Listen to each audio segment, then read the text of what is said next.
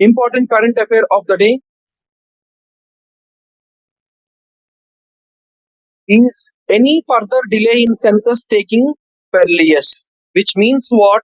It falls under GS Paper 1 population and related issues, but at the same time,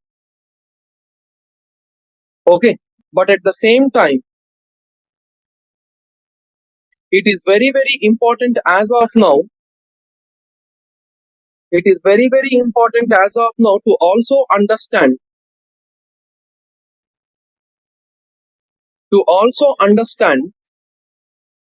that why delay in census is going on. And as of now, the census is originally scheduled to begin in 2020, the census of 2021, but postponed.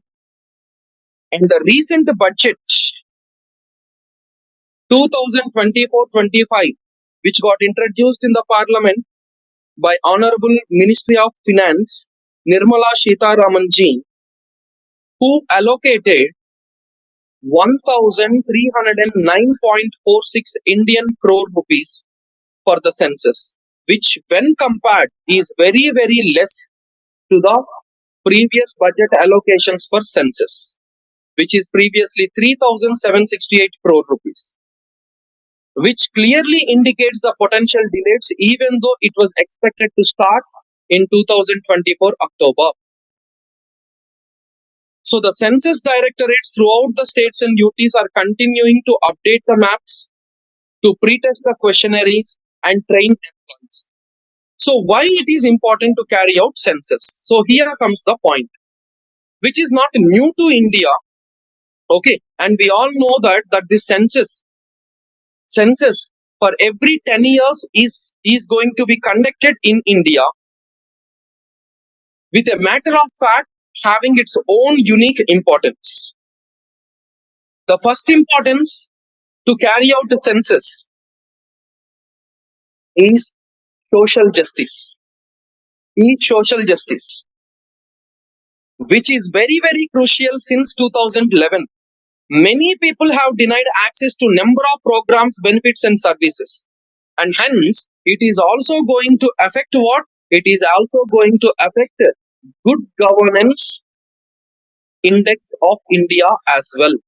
Okay. People are not getting benefited. People are not going to get the delivery of services on time. And hence, even good governance is also getting is affected because of this delay in the census. And hence, it is the time, it is the call of the hour to carry out the census. Second, more importantly, the Women's Reservation Act.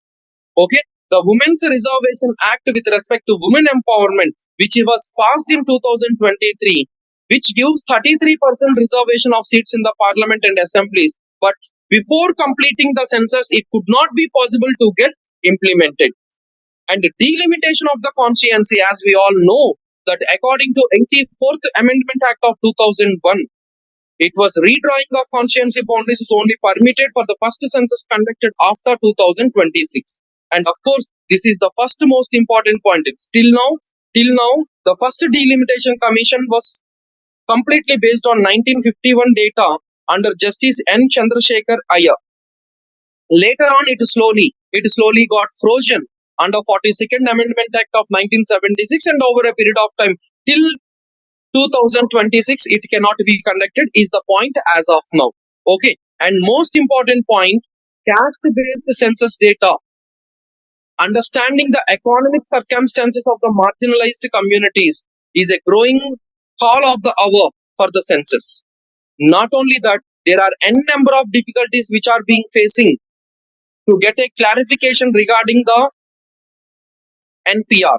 The new questions regarding mother tongue, place of parents, birth, and their last residence are to be added in the draft NPR for coming census, which did not include them in 2011. And hence, many of the states and UTs are eagerly waiting and inquiring for this purpose. And here in this context, you should understand the difference between census and NPR. Okay, census is according to Census Act of 1948. NPR is according to Citizenship Rules of 2003. Census is completely giving the information about literacy, migration, employment, income, backward classes, okay, the education, health concerns of the people, everything is going to be provided. Whereas on the other side, NPR is just concentrating on the birth details of the parents and the ancestors related documents. And the purpose of census is to assess and make the policies with a pakka plan for the social justice and welfare, good governance to provide. Whereas on the other side, it is to create the citizenship portal.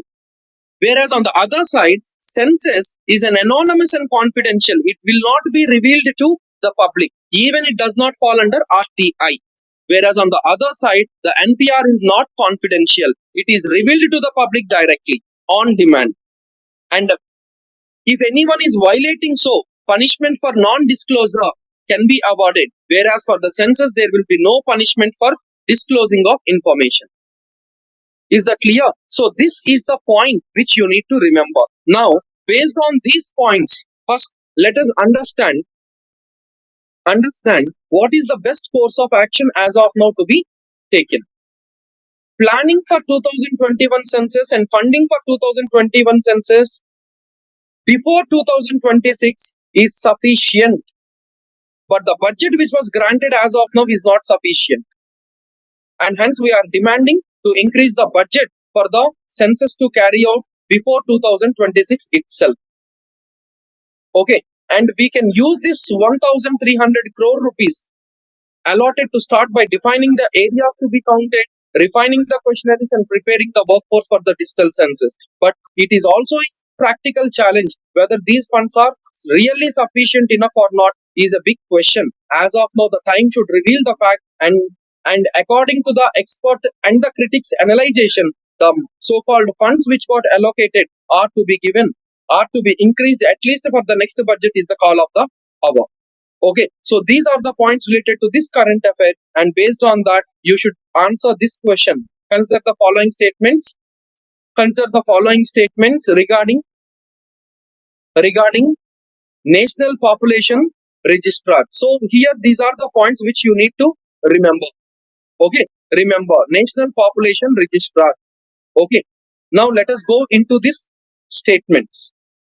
The Citizenship Act provisions govern the creation of NPR while the census is carried out in accordance with the right.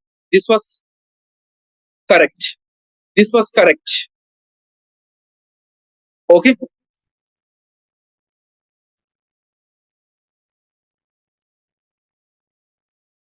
This was correct. The NPR will solely possess demographic data. No personal biometric information will be gathered. Yes. Whereas in census, it will be gathered. The NPR database helps to improve the targeting of government program benefits and services. No government or private organization will receive access to any of the confidential data gathered under census. The fourth one is wrong. Only 3 are correct. Which of the following are 1, 2, 3 are correct?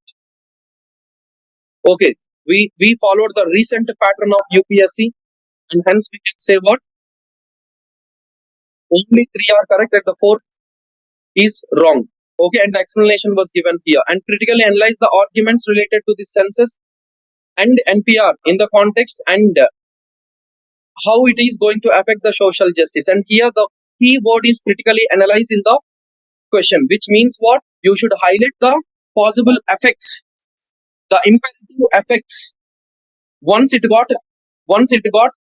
implemented. Okay, so to address the possible effects of the caste-based census for the social justice policy. So that is what the question. Please do try to give an attempt for this.